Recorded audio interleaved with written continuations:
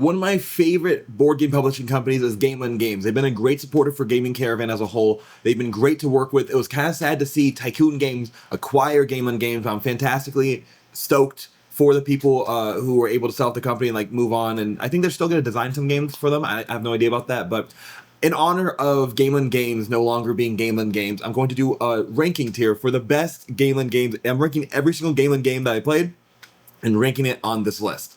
Now, whether or not I like the game, I love the overall publishing company. It was both for their games, their IPs, their titles, their variations, and there's a bunch of different versions of the Tiny Epic series, and I am insanely impressed with almost all of the games I play by them in a design standpoint. So let's get started with ranking every single Gamelyn game. Now, if you don't know what these ranking videos are, just a heads up, number 1 is the best game I played my entire life, all the way down to the lowest number being 140 is the worst game I played my entire life. I rank every single game I play onto this list that I do a video on, and I also have tiers. So the tiers go from S, A, B, C, D, F, E. E being the lowest tier, it's a trash game, I never want to touch it again. S being a perfect game effectively, and I can't imagine how to make it any better. Before we get started, tell me what you're drinking today. I am drinking Mountain Dew in a Donkey Kong cup. From Epic Universal or Epic Studios, whatever it's called. Cheers. Now, starting at the lowest ranked game on this list, we have Tiny Epic Defenders at number 122 out of 140. Tiny Epic Defenders is an F tier game. This game is right underneath 52 Realms, the Kickstart solo game, and right above the game. If you don't know, this game is a cooperative game, and I'm not a huge fan of co-ops, but not just that. My issue with Tiny Epic Defenders is it did not engage me in the entire game. A lot of the challenges, at least on the easy mode, were easy, and then the final boss came and just skyrocketed in difficulty, and it felt like if you weren't perfectly positioned with some of the right items in the right spaces, then you lost the game. And I don't like games that have an insanely high spike in difficulty. I like a slow, steady incline or a consistent place the entire game. I thought it was cool that you could actually put the weapons on your meeples. Like whenever you gain a sword, you grab that sword and add it to your meeple and it starts holding the sword. That's a pretty cool rendition of item equipped in a worker mitigation game, whatever you want to call it. So I didn't really like it that much. It was cooperative. It was a huge spike in difficulty. And the rulebook was really challenging to understand. We actually had to use a lot of BGG forums to understand how to do the game setup, and I felt like the setup was more tedious than it was worth overall. Going to the next game, we have Tiny Epic Crimes, which is another F tier game at number 112 out of 140. I know I say a lot of the game designs, and for instance, starting off with Tiny Epic Crimes, this is a fantastic game design. I like the way it uses the time element where whoever has the most amount of time left is able to do their turn, and depending on the action you take, you use more and more time. I've only seen it used in this game, Nova Luna, and one other game I can't think of the name of right now. I think it was a really cool version of it, but what I hear is Tiny Epic Crimes is best played as a cooperative, but we only played, we played this competitive game because we all wanted to play competitively, and also the hidden clues you get where you have to actually use the scanner to read, you can actually read it almost perfectly fine just by looking at the card itself. You didn't really need the scanner, so they actually accidentally unraveled part of the mystery for us, which was kind of lame. And additionally, the issue with that game is a lot of the challenges came out, and you have to take care of the challenge by going to a specific space to remove the challenge for everyone. But the issue is that one challenge countered another challenge. So every time we tried to go to a space to get rid of the first challenge, we could not go to that space anymore because the second challenge prevented us to go to the space. In order to go to the second challenge, we have to go to the first challenge space that's being prevented. So it's kind of like an endless loop of just like we can't do these actions anymore, which kind of sucks. So that game had a really cool element to it that I enjoyed.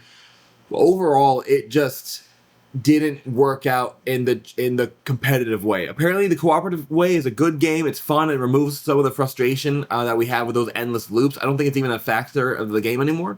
But I liked the time mechanic a lot. And I engaged with the game initially a large amount, but the more challenges that came out that counteracted other challenges, I realized that overall it wasn't working out as a game, in my opinion. Yes, Tiny Epic Crimes is right underneath Pandemic and right above Challengers. At number 3, we have Tiny Epic Galaxies. Tiny Epic Galaxies, I believe, was like their first game back in 2014, 2015.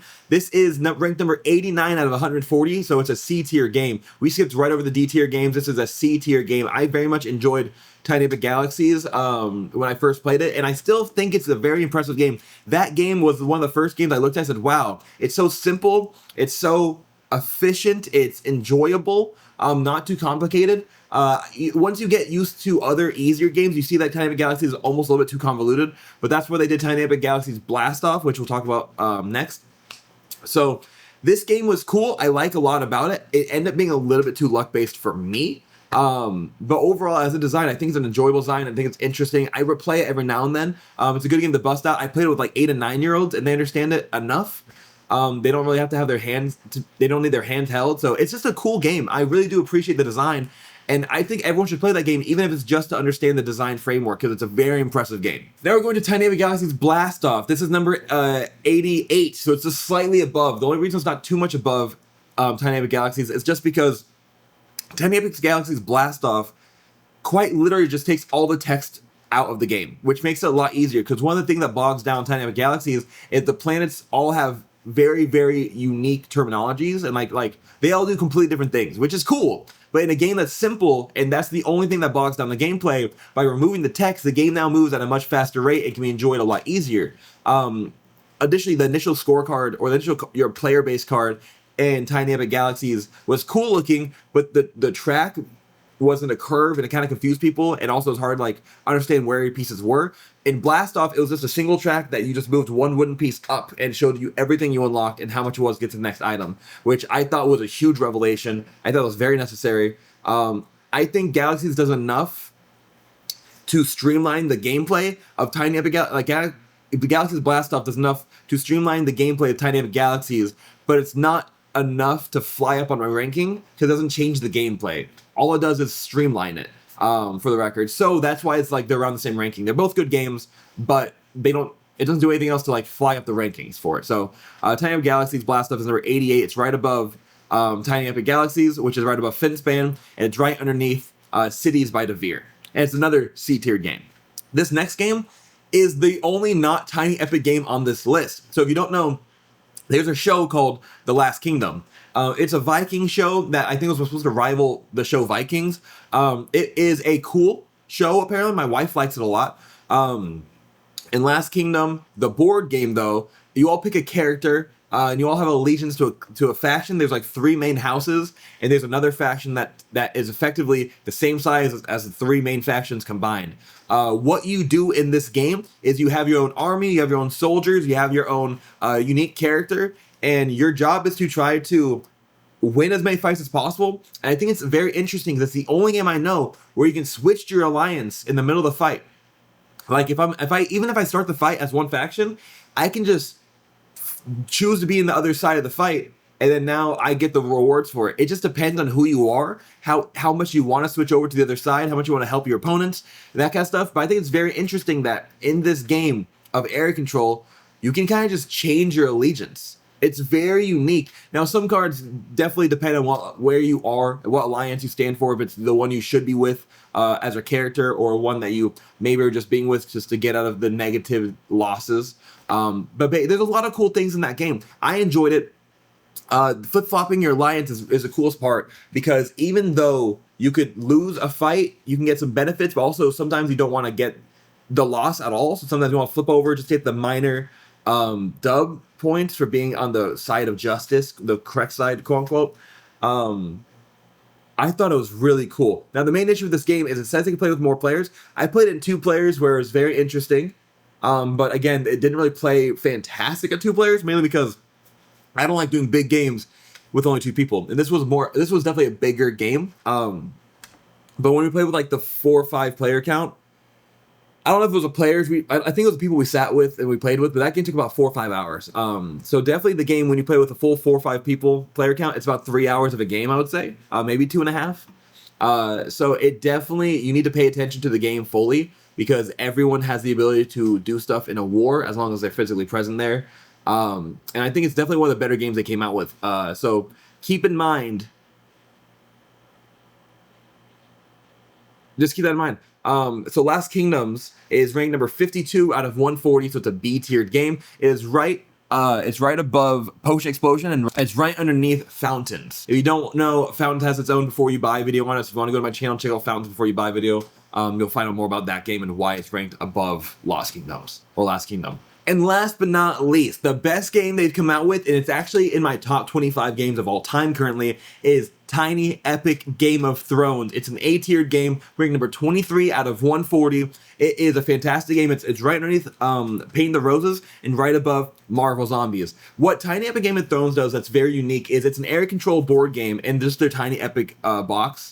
So it's just a small size box that has a full area control board game. I think it's kind of cheating that at the start of the game you have to assemble a board with the cards given to you, but that's just a little quirk of mine.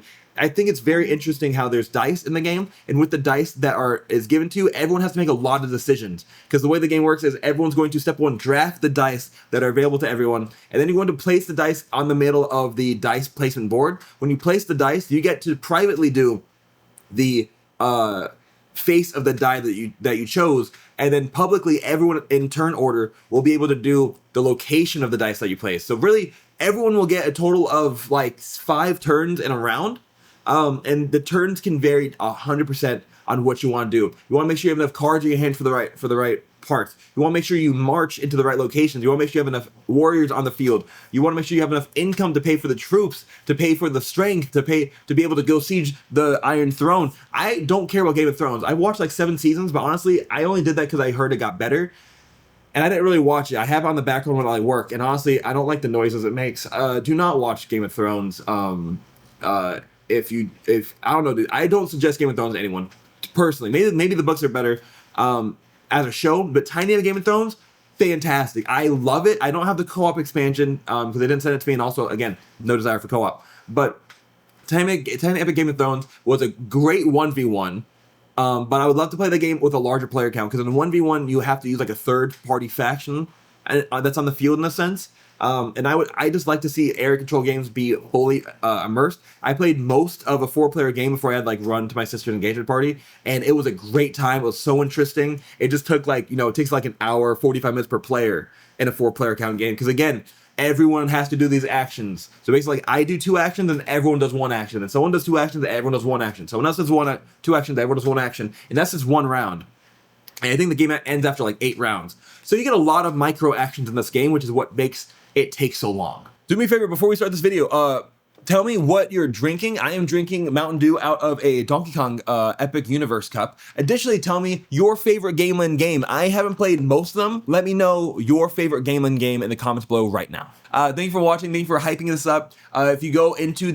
If you're on mobile right now, go ahead and go into the comment section. You should be able to find a hype button. Press that to boost us up in the algorithm. It works, trust me, and it actually is like pretty significant for a channel as small as mine. So thank you for everything. Thank you for being part of this. I really appreciate you being here and supporting the channel. Subscribe if you like this video. We do ranking videos all the time. I do at least like 2 a week. And I really want to see you more in these future videos. So peace, have a great day, God bless, and I hope to see you at a table soon.